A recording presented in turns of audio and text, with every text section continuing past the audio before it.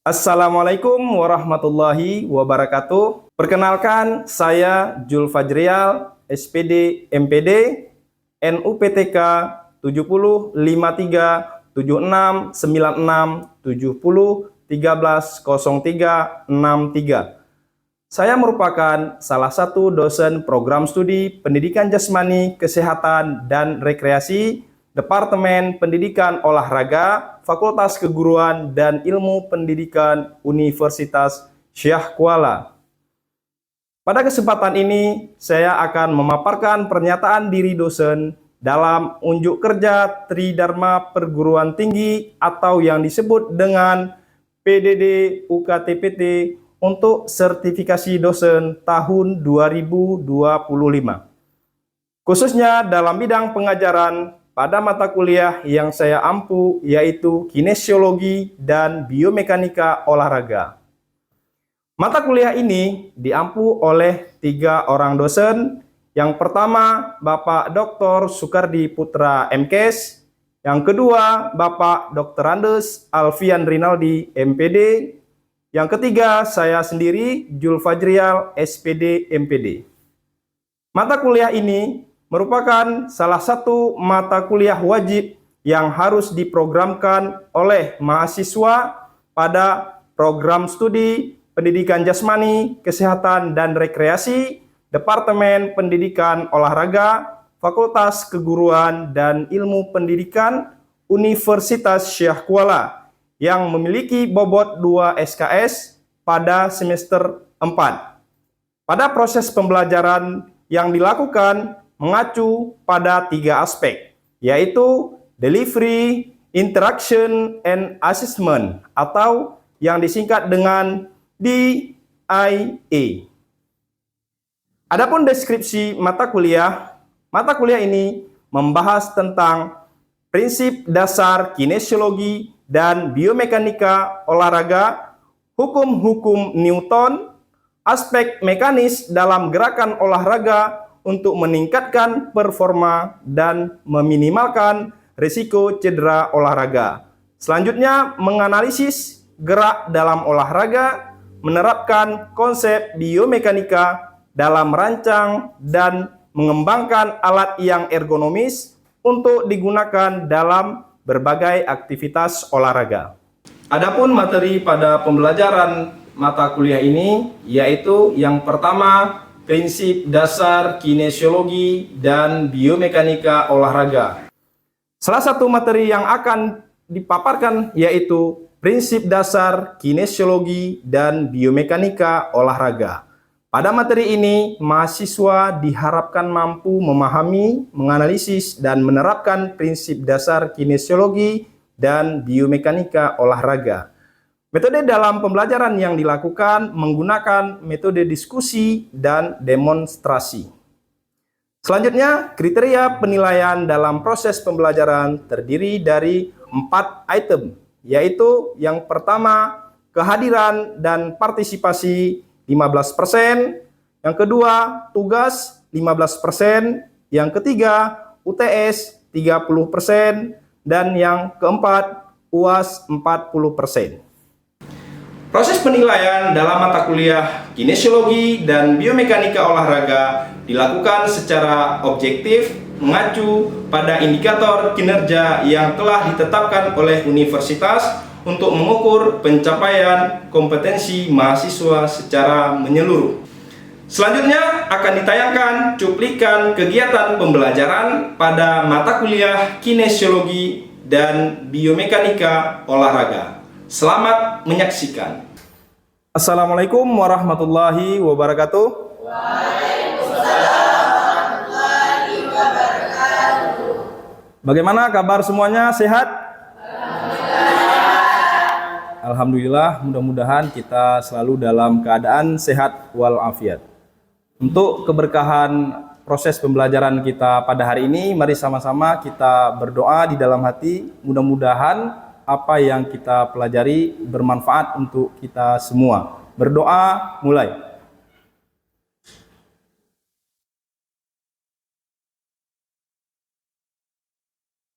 Berdoa selesai. Baik. Kita lanjutkan dengan presensi. Komting siapa di kelas ini? Fajrian, Pak. Baik, Fajrian ya. Berapa orang yang tidak hadir pada hari ini? Hadir semua, Pak. Hadir semua. Alhamdulillah. Baik, berikutnya sebelum Bapak memulai proses pembelajaran, karena ini pertemuan kedua, minggu yang lalu kita sudah membahas tentang kontrak perkuliahan. Hari ini masuk materi kedua. Sebelum masuk materi kedua, Bapak ingin menampilkan sedikit cuplikan video mengenai pembahasan pada pertemuan hari ini. La biomecánica del disparo al arco conlleva dos movimientos principales. El primero es la extensión de la rodilla realizada por el cuádriceps y el segundo es una flexión de cadera llevada a cabo por el iliosoas. Además interactúa el oblicuo externo. Aparte de mantener sana, fuerte, flexible y equilibrada la musculatura anterior que acabo de mencionar, también es muy importante mantener en mismas características la musculatura antagonista. En este caso es el conjunto isquiotibial, los glúteos, cuadrados lumbares, extensores de cadera. Baik, dari cuplikan video yang sudah kita saksikan bersama-sama, kira-kira pada pertemuan hari ini kita membahas tentang apa? Saya, Pak. Yang tadi saya tahu tadi, Pak, itu kita belajar tentang gerak. Di situ ada juga menendang bola di situ, kemudian juga ada biomekanika proses gerak olahraga, Pak. Ya, baik, terima kasih Fajrian yang sudah merespon sesuai dengan video yang ditampilkan tadi. Berarti kita membahas tentang salah satunya adalah gerak. Pada hari ini kita masuk materi prinsip dasar kinesiologi dan biomekanika olahraga. Kinesiologi, biomekanika. Di sini ada prinsip dasar kinesiologi. Ada biomekanika.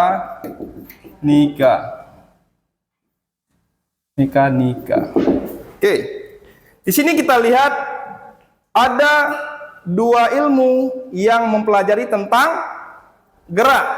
Kinesiologi, kita lihat dulu dari makna suku katanya. Kinesiologi berasal dari kata kinesis dan logos. Benar. Siapa yang menjawab tadi? Benar, berarti pernah membaca. Berikutnya ada ada mekanik, ada ada mekanik. Yang pertama, kinesis berarti, ada yang tahu arti kinesis? Kinesis artinya gerakan. Paham ya? Logos ilmu. Kalau kita gabung dua suku kata menjadi ilmu. Benar. Ilmu yang mempelajari tentang gerak. Ini makna masih dari suku kata. Yang kedua ada biomekanika. Ada bio, ada mekanik. Bio apa artinya? Hidup. Mekanik atau mekanika juga gerak. Kalau digabungkan dua suku kata memiliki makna ilmu yang mempelajari tentang gerak pada struktur yang hidup, baik itu manusia ataupun kajian benda.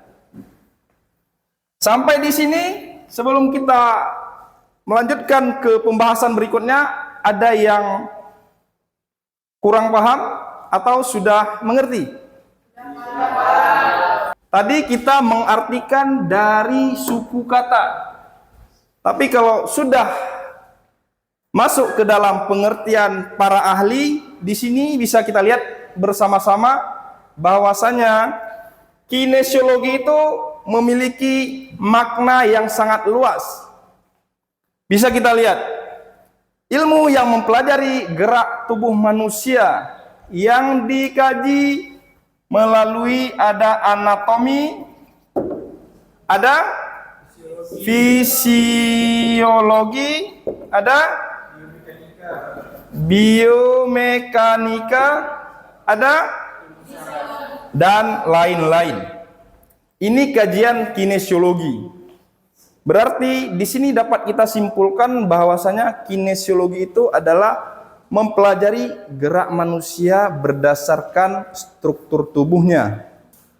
Berikutnya ada biomekanik dalam artian lebih luas.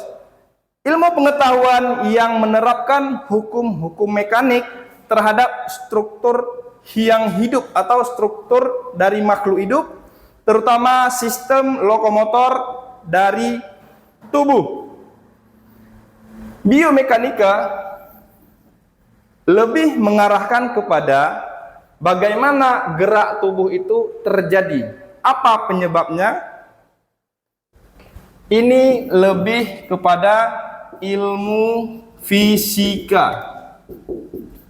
Yaitu ketika kita membahas gerak di dalam biomekanika, kita membahas mengapa sesuatu itu terjadi karena gaya. Di sini ada kata-kata olahraga. Kenapa? Karena kita membahas prinsip dasar kinesiologi dan biomekanika olahraga. Kira-kira apakah ada hubungan antara kinesiologi dan biomekanika terhadap olahraga? Olahraga. Apa ada kaitannya? Izin menanggapi Pak. Tadi kan Bapak bilang kalau ada nggak hubungan antara biomekanika sama kinesiologi ke olahraga? Menurut Manda itu berhubungan atau kenapa berhubungan? Karena kalau biomekanika sama kinesiologi itu kan mereka belajar tentang gerak. Sedangkan kita lihat dari olahraga kan aktivitas gerak. Nah, di mana kalau misalnya berolahraga dan biomekanika kinesiologi itu mereka bisa mempelajari bagaimana gerakan pada olahraga tersebut, gitu. Terima kasih atas nama Amanda Sri Rezeki. Jawabannya tepat sekali. Berarti di sini sudah paham ya bahwasanya kinesiologi biomekanika ini sangat berhubungan dengan olahraga. Kenapa? Ketika kita berolahraga, kita perlu ilmu gerak. Untuk perlu ilmu gerak, maka kita harus mengkaji tentang kinesiologi dan biomekanika. Next. Baik, di sini ketika kita membahas tentang gerak, kita harus tahu dulu makna dari gerak. Di sini ada kata-kata gerak. Apa itu gerak? Ketika Bapak berjalan, ini gerak atau bukan? Gerak. Itu ke depan, ke samping, gerak atau bukan? Gerak. Coba satu orang untuk memberikan deskripsi singkat saja tentang gerak. Izin jawab Pak, gerak itu perpindahan posisi dari satu tempat ke tempat lainnya. Benar, terima kasih Nurul Hasanah, jawabannya tepat sekali. Karena ketika kita memaknai gerak berarti ada yang berpindah. Ketika sesuatu tidak berpindah maka itu bukan dinamakan gerak. Berikutnya materi kita mengenai mengapa manusia bisa bergerak. Tadi sudah Bapak sampaikan manusia bisa bergerak karena kita kaji dulu secara kinesiologi. Manusia bisa bergerak karena ada tulang. Kalau tidak ada tulang, tidak mungkin kita dapat bergerak. Yang kedua, karena ada fungsi sistem organ itu berfungsi. Tulang ada, fungsi nggak berfungsi lagi seperti orang stroke, saraf error. Maka tidak terjadi gerakan. Makanya ketika manusia bergerak, ada tulangnya, bagus fisiologinya, dan juga ada sarafnya. Saraf itu juga kajian gerak di bidang kinesiologi. Selanjutnya, dari segi biomekanika, mengapa manusia bisa bergerak? Karena adanya sesuatu rangsangan dari salah satu panca indera. Sebutkan satu saja panca indera. Mata. Dengan mata kita bisa bergerak. Percaya atau tidak? Bapak buktikan. Buka mata, lihat ini spidol. Ambil, pegang. Sekarang maju ke depan. Maju. Hadap teman, lalu lemparkan spidolnya ke arah siapa saja. Lihat yang buka mata ya, jangan lempar ke arah yang tertutup mata. Kita membahas rangsangan panca indera dulu. Silakan. Udah? Silakan duduk. Baik, itu salah satu contoh manusia bergerak karena ada rangsangan dari panca indera. Kenapa? Ketika ada barang atau ada sesuatu yang datang ke mata, pasti kita akan menangkap, tangkis, atau tangkap terus. Kalau buah kelapa, ambil terus. Kalau tawon, lari. Intinya kita melihat. Dengan panca indera, kita bisa bergerak. Pak, kalau orangnya buta, Pak, boleh kulit. Ambil salah satu kulit. Panca indera, Pak? Sebagai apa dia? Rasa. Orang buta, cubit. Ditahan atau bergerak? Tutup mata. Anggap dia tidak melihat. Dia tidur. Kita cubit. Nah, bergerak. Kenapa bergerak? Rangsangan.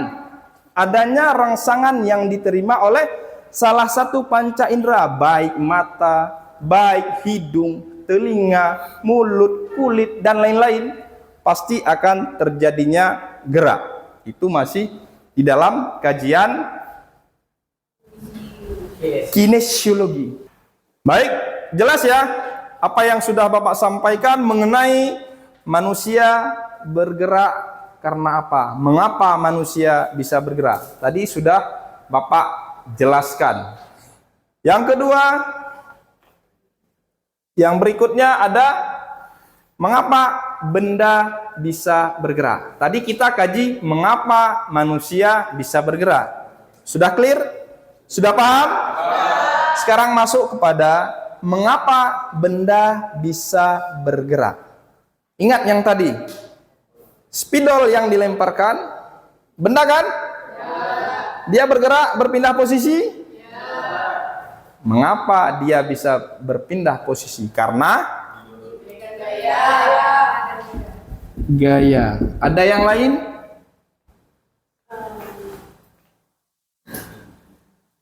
Bidang miring. Bidang miring. Bidang yang mana yang miring? Karena dia tidak bersentuhan dengan lantai. Baik, kita ambil gaya. Inilah alasan mengapa benda bisa bergerak. Sesuatu benda, contohnya saja di dalam olahraga, bola voli. Ketika bola itu belum dilakukan pukulan, bola itu bergerak atau tidak? Tidak. Pukulan itulah yang dikatakan gaya. Tarikan atau dorongan. Berarti ketika kita mukul itu tarikan atau dorongan? Dorongan. Berarti benda itu akan bergerak ketika ada yang mempengaruhi. Siapa yang mempengaruhi? Gaya. Apa itu gaya? Tarikan atau dorongan. Baik, sampai di sini Berhubung waktu kita hampir selesai, jadi pembahasan untuk hari ini cukup. Mungkin ada yang ingin ditanyakan, dipersilahkan mengenai prinsip dasar kinesiologi dan biomekanika olahraga. Izin Pak, Isan ingin bertanya Pak, bagaimana hubungan antara gerak terhadap gaya dalam kajian biomekanika Pak? Sekian Pak. Ya, baik. Satu pertanyaan dari Isan sudah ada. Yang lain ada yang ingin bertanya? Saya Pak, saya ingin bertanya, ketika seseorang memiliki antropometri yang sama saat melakukan gerakan seperti tolak peluru, nah apakah misalnya ada dua orang, ada yang 4 meter dan ada yang 5 meter, kira-kira bagaimana kajiannya dalam ilmu biomekanika dan kinesiologi? Sekian Pak. Ya, terima kasih. Sudah ada 2 pertanyaan. Baik, Bapak akan mencoba menjawab pertanyaan yang pertama yang ditanyakan oleh Ihsan. Pak, apa ada kaitannya antara gaya dengan gerak? Tadi sudah Bapak sampaikan bahwasanya gaya sangat mempengaruhi gerak. Kenapa? Ketika bola voli yang ingin kita pukul, ketika belum kita lakukan pukulan, sudah terjadi gerak atau tidak? Belum terjadi, tidak terjadi. Ketika gaya sudah kita berikan berupa pukulan, maka gerak akan terjadi pada bola. Berarti jelas ya, gaya dan gerak sangat mempengaruhi. Kalau mau bolanya jauh melayang, ditendang, maka berikan gaya yang lebih, gaya yang kuat. Ketika gaya yang kita berikan sedikit, maka geraknya juga akan sedikit. Bukan geraknya, tapi jarak bola yang kita pukul akan dekat. Tapi kalau gaya yang kita berikan besar, maka bola yang kita tendangkah, kita pukulkah, maka dia akan jauh jaraknya. Jelas? Berarti berkaitan, sangat berkaitan. Pertanyaan kedua dari Salsa. Pak, ketika ada 2 orang yang memiliki antropometri yang sama, tinggi sama, lengannya panjang sama, tungkai sama, tetapi ketika melakukan salah satu contohnya tolak peluru, ada yang 4 meter, ada yang 6 meter. Kenapa ini bisa terjadi? Bagaimana kaitannya dengan kajian kinesiologi dan biomekanika? Ada orang 1, ada orang 2. 1 4 meter, satu lagi 6 meter. Kalau kita kaji di dalam ilmu biomekanika, sudah pasti gayanya berbeda. Setiap orang boleh sama tinggi, sama jadwal latihannya, tetapi ketika gaya yang diberikan itu berbeda, maka akan mempengaruhi jauhnya tolakan. Kalau kita kaji secara anatomi, antropometrinya sama, fisiologi sehat semua, sarafnya bagus, normal, tapi kok berbeda jaraknya Pak? Ada yang dekat, ada yang jauh. Kajian di dalam biomekanika berarti di situ ada gaya yang mempengaruhi. Sudah pasti ini lebih besar gayanya dibandingkan ini. Gaya ini kenapa dia lebih besar? Mungkin dia dipengaruhi oleh latihan. Orang boleh sama, pelatih boleh sama, tenaga berbeda, tergantung latihan. Kalau kita kaji dari kinesiologi, orang itu sama, normal, anatomi sama semua, tinggi sama. Kaji dalam bidang biomekanika, gaya yang mempengaruhinya itu yang membedakan. Sehingga ada perbedaan jauh. Sudah paham? Jelas ya? Berarti ketika ada dua orang yang sama terjadi perbedaan jarak lemparan, di situ ada gaya yang menentukan. Sudah pasti yang jauh itu gayanya pasti lebih besar. Paham? Mudah-mudahan apa yang kita pelajari hari ini diulang-ulang kembali sehingga itu menjadi ilmu yang bermanfaat untuk kita. Apalagi sebagai calon guru, ini sangat bermanfaat. Untuk minggu depan, tolong ini tugas ya. Masing-masing pelajari hukum Newton dan cari satu saja contoh dalam bidang olahraga gerakannya. Misal, Amanda ambil hukum Newton 1. Silahkan cari satu contoh saja dari hukum Newton 1. Tapi contohnya dalam bidang olahraga, dalam gerak olahraga. Berarti jelas ya, masing-masing satu pelajari hukum Newton dan cari satu contoh ataupun siapkan video mengenai salah satu contoh hukum Newton di dalam olahraga. Mungkin sekian yang dapat Bapak sampaikan. Lebih dan kurang dan lebih Bapak mohon maaf. Assalamualaikum warahmatullahi wabarakatuh.